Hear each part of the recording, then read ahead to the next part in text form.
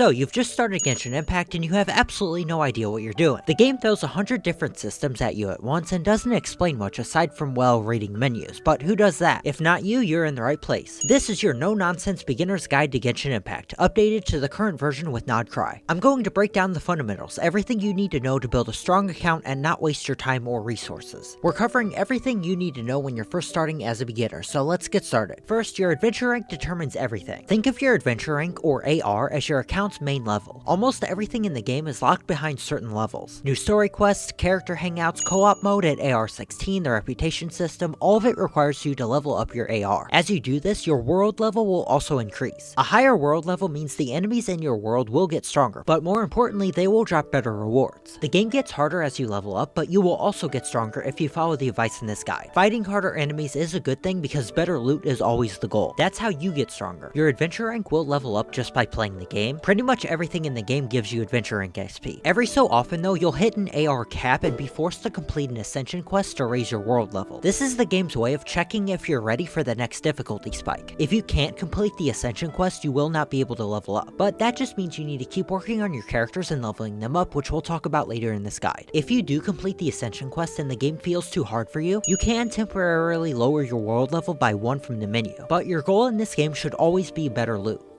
Keep leveling and improving your characters and weapons, and higher difficulties won't be a problem at all. To see how to level your characters, go to the character you want to level in the menu and click the level button in the bottom right. If you can level them, great. If not, you need leveling books. You get these from a wide variety of things, but quests and ley lines are a main source if you need to farm some. Same goes for Mora, which you'll need to level up anything in the game. If they're fully leveled to their current ascension rank, you need to ascend them, and the game shows you what materials you need. The crystals are dropped by bosses, as well as the one material you need for their specific boss. You can track these and fight the bosses as you need for materials. The flowers are found around the world. You can track these as well on your map to easily collect them. If you've already picked them all up, don't worry, they respawn every 2 days. The fourth material is usually a type of drop from a common world enemy based on that character's region, or where they're from in the game. You can track these enemies on your map as well. And that is how you level up and ascend your characters. Collect the materials, level them, ascend them, and then repeat the process until they're at level 90. The same process goes for weapons, except swap leveling books for crystal chunks and boss drops for domain drops for that specific weapon. You can get crystal chunks from the open world or from the blacksmith, and track what domain materials you need in the menus. Unlike characters, weapons have 2 different types of enemy drops. You'll need to level them up.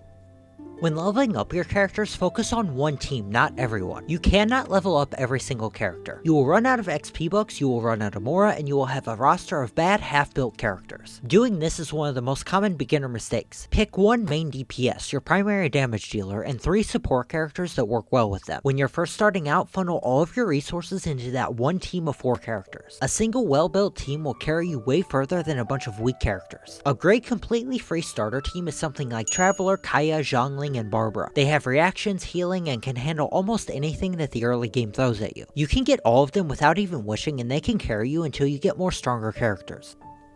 My next tip is to spend your resin wisely. Resin is your daily energy source used for claiming rewards from bosses and domains. I am going to save you a lot of time with this. Do not farm artifacts before adventure rank 45. That's because the rewards scale with your adventure rank. Before AR 45, the chances of getting a 5-star artifact are terrible. You'll waste all of your resin getting purple artifacts that will be replaced later. It's just not an efficient way to spend your resources. But most people won't tell you this. Having any artifacts on your characters, even as a beginner, is better than having nothing. I would suggest getting artifacts and filling up your main team's artifact slots. To get lower level artifacts, you don't necessarily have to farm. You can get them as drops from chests, world bosses, enemies, and some quests. Use the free ones you get and make a 2 or 4 piece set on your main characters if you can for a set bonus. That will help your characters out a lot early on. Now back to resin. What should you spend your resin on as a beginner? Your priority list as a beginner should be world bosses, which drop ascension materials you need to level up your main characters, and then weapon and talent domains. Once your characters are leveled, you'll need to level up their weapons and talents. These are guaranteed permanent upgrades and are always worth it.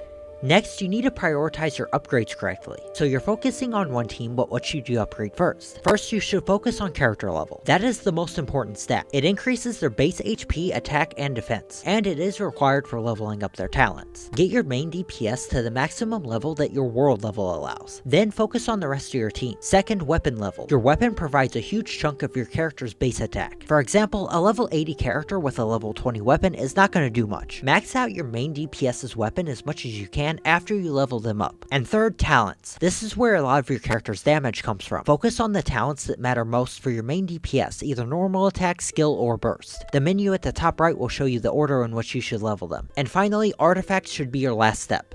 You also need to understand how the gacha system works. There are 4 banners, 2 event, 1 weapon, and 1 standard. With these, there is a golden rule. Never spend your primogems on the blue Acquaint Fates for the standard banner. That banner is never worth spending primogems on. You will get the blue Fates for free by just playing the game. Your primogems should only ever be used to buy the pink intertwined Fates for the character banners or the weapon banner. But as a beginner, I suggest only spending them on character banners. All banners have a pity system. The event banners are shared. Weapon and standard are separate. They all work on the same system though. You are guaranteed a 5-star within 90 wishes, with a soft pity that greatly increases at wish 70. They also have a 50-50 system. For event banners, if you lose the 50-50, you get a standard character or weapon. If you win the 50-50, you get the character or weapon on the banner that you're wishing for. If you lose though, your next 5-star is guaranteed to be the featured character. Your pity carries over across banners when they change.